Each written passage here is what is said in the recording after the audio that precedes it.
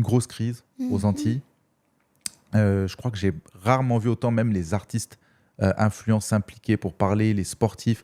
J'ai encore vu Thierry Henry qui était à la télé hier et expliquer simplement, pas rapidement, mais simplement à ceux qui nous écoutent, quelle est la situation actuelle, qu'est-ce qui se passe et quelle est ton opinion sur tout ça? Alors, les Antilles, en fait, c'est représentatif finalement de la condition de toutes les colonies françaises. Il n'y a pas de département français d'outre-mer. Il y a des colonies qui sont totalement dominées, discriminées, qui sont traitées différemment et surtout qui sont maltraitées. Notamment à travers les prix qui sont pratiqués là-bas et qui sont pour 5 fois plus chers, parfois 10 fois plus chers, c'est même 200%. Je vois des chiffres passer des 200% plus chers sur certains produits et ce sont des produits de haute nécessité. Ce n'est pas des produits de luxe dont on peut se passer. Donc, forcément, la coupe déborde, mais ce n'est pas la première fois. Oui. C'est un cycle. Oui. Parce que depuis les soi-disant abolitions, les peuples colonisés sont toujours en souffrance, tu vois. Les chaînes sont plus subtiles. C'est sur les porte-monnaies, c'est sur les cerveaux. Mais les chaînes sont là. Et donc, tant qu'on ne sera pas totalement libéré, il y aura des révoltes. Ça va ressurgir. Exactement comme pendant l'esclavage, il y a eu énormément de révoltes. Oui. Là, la condition très, très spécifique des colonies françaises, et c'est valable pour toutes les colonies, c'est-à-dire la Nouvelle-Calédonie, la Réunion, la Polynésie, la Guyane, dont je suis originaire, Martinique, Guadeloupe, Saint-Martin, toutes les colonies françaises connaissent la vie chère. On en parle en ce moment parce que c'est en Martinique que ça chauffe, avec des altercations, etc., des blocages. Ouais. Mais c'est la même situation dans toutes les colonies françaises. Et cette situation est que les descendants des esclavagistes blancs français existent encore aujourd'hui et continuent les mêmes pratiques, c'est-à-dire exploiter les populations locales, que ce soit des populations, par exemple, polynésiennes ou calédoniennes, ou que ce soit les descendants des populations exploitées, donc les descendants d'Africains. En tous les cas, même les descendants même les Amérindiens, tu vois. Souffrent de cette situation. Tout le monde souffre. Il y a une élite d'anciens esclavagistes qui sont aujourd'hui des grands propriétaires. Ça peut être des propriétaires terriens, mais des propriétaires d'entreprises qui ont bénéficié de fortunes qui leur ont été versées au moment des abolitions. Le gouvernement français, inspiré par Schellcher, a décidé de dédommager non pas les victimes de l'esclavage, mais les esclavagistes, en disant on vous arrache votre main-d'œuvre, on les libère, et en compensation, on vous verse l'équivalent en argent. Oh. Donc, ils se sont enrichis, mais surtout, ils ont continué d'exploiter ces populations qui n'ont pas été libérées parce que ces populations, une fois libres, entre guillemets, il faut qu'elles gagnent leur vie. Mais elles n'ont pas été libérées parce que justement, il y avait des lois contre le vagabondage qui fait que si tu n'avais pas un toit à toi, tu étais considéré comme vagabond, tu étais emprisonné et enfermé en prison. Tu étais emprisonné. D'accord. Sauf que le proprio, il a dit quoi? Il a dit, mais si tu veux pas être considéré comme un vagabond, vu que tu n'as rien à toi, tu n'as pas de terrain, tu n'as pas de maison, tu vas loger chez moi, ok? Au lieu de payer un loyer, puisque tu viens d'être libéré, tu n'as pas d'argent, tu vas travailler pour moi. Et l'équivalent de ton salaire, ce sera ton loyer et ta nourriture. Donc au final, ils ont continué de travailler encore combien de temps sans être payés en argent et en restant sur les exploitations desquelles ils venaient soi-disant. Donc finalement, ils restent sur les exploitations, ils travaillent, ils ne gagnent rien et le propriétaire continue de s'enrichir. Lui a été en plus un dédommagement. Voilà. Il a reçu déjà une fortune, il continue de s'enrichir avec une main-d'œuvre gratuite. Et le cycle a continué jusqu'à nos jours où ils ont tout acheté. Ils ont acheté les stations-service, ils ont acheté les supermarchés, ils ont acheté les boîtes de nuit, les hôtels, les restos, bref, tout. Ils ont toute l'économie entre leurs mains, d'accord? Ils ont laissé des miettes aux populations locales et ils abusent de ce monopole, ils abusent de cette hégémonie en pratiquant des prix qui sont juste indécents, tu vois. J'ai été aux Antilles la dernière fois, l'été dernier, donc en août et en juillet 2023. Le paquet de couches que j'achète normalement 17 € pour mon enfant, je l'ai retrouvé à 26 €.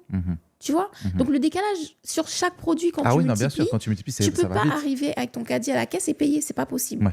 Donc là, le vase a débordé une fois de plus, mais ce n'est pas la première fois, comme je l'ai dit. C'est en 2017, déjà, en Guyane, chez moi, il y a eu des gros mouvements sociaux, Oui, je me rappelle. énormes mouvements sociaux qui ont mobilisé toute la population. Alors moi, je veux juste te poser une question parce que je me place à la place des gens qui nous écoutent ou qui nous regardent. Je veux comprendre. Aujourd'hui, pour moi, la chose que je dirais, OK, les prix peuvent augmenter parce qu'il y a un coût du transport, disons sur des produits frais ou je sais pas moi, comme du beurre ou des trucs comme ça. Ça prend des containers ou ça prend l'avion, il faut garder la chaîne de froid. Donc, je peux comprendre qu'il y a une augmentation. Mais pourquoi il y a une si grande augmentation? Est-ce qu'il y a une explication pourquoi Déjà, il y a des taxes OK, qui n'existent pas en France. Il y d'accord. a une taxe qu'on appelle l'octroi de mer, qui est D'accord. un braquage organisé qui permet aux béquets, donc aux gens, justement, aux descendants d'esclavagistes, de garder un monopole. D'accord. Parce qu'on taxe les... Bon, je ne vais pas rentrer dans les détails techniques, Oui, mais en gros, ça défavorise des entreprises qui seraient extérieures, qui pourraient venir apporter une compétition dans les prix. d'accord. Ça les défavorise par rapport aux béquets qui sont là, D'accord. les descendants d'esclavagistes, qui eux sont là et ne payent pas les mêmes taxes que ces étrangers-là. D'accord. Donc, Tu si vois? un étranger, par exemple, veut ramener du beurre Voilà, en concurrence, exactement. il va payer une taxe qui va faire Exactement. que finalement, il se dit, bah, ça sert à rien que j'amène mon Mais produit.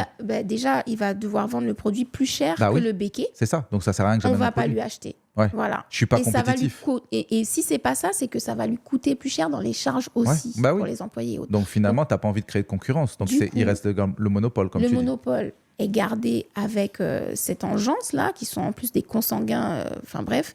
Mais c'est vrai, ils se reproduisent entre eux depuis longtemps. Ah ouais. Et ils l'assument. C'est dit dans des documentaires, je n'invente pas, c'est dit dans des documentaires. Donc, si tu veux, ils sont pas bien là-haut parce que quand tu te reproduis juste Oui, avec ta même entre famille, vous, oui. au bout d'un moment, c'est déréglé dedans. Donc, ces gens-là sont déréglés et c'est eux qui ont la main mise sur la politique et sur les finances de ces endroits-là. Donc, comment veux-tu que ça aille bien? On arrive à des situations absurdes. Ouais. Et là, en l'occurrence, le problème qui se pose, c'est que on ne devrait plus être dans une discussion, une négociation avec la France. La Oui. France n'est pas là pour le bien-être des colonisés, sinon ça fait longtemps qu'on irait mieux, que nos situations iraient mieux. Pourquoi est-ce qu'on ramènerait du beurre d'ailleurs? On n'a pas des vaches, on n'a pas des chèvres sur place. Oui. On ne peut pas faire des usines, Oui, on peut pour pas, créer de l'emploi. on peut pas faire des choses sur place. Pourquoi est-ce que l'État, l'État français ne permet pas de créer des solutions locales des sur place. solutions locales. Oui. Pourquoi est-ce qu'il faut tout amener? 85% ou plus de ce qui est consommé sur l'île, que ce soit alimentaire ou autre, provient de l'extérieur. Alors qu'il y a de quoi subvenir à tous les besoins. Sur place, notamment en Guyane, tu vois, on est sur le continent. Donc, c'est une volonté de l'État de ne pas nous permettre de vivre décemment. Qu'est-ce qu'on va négocier avec quelqu'un qui... Notre vieux...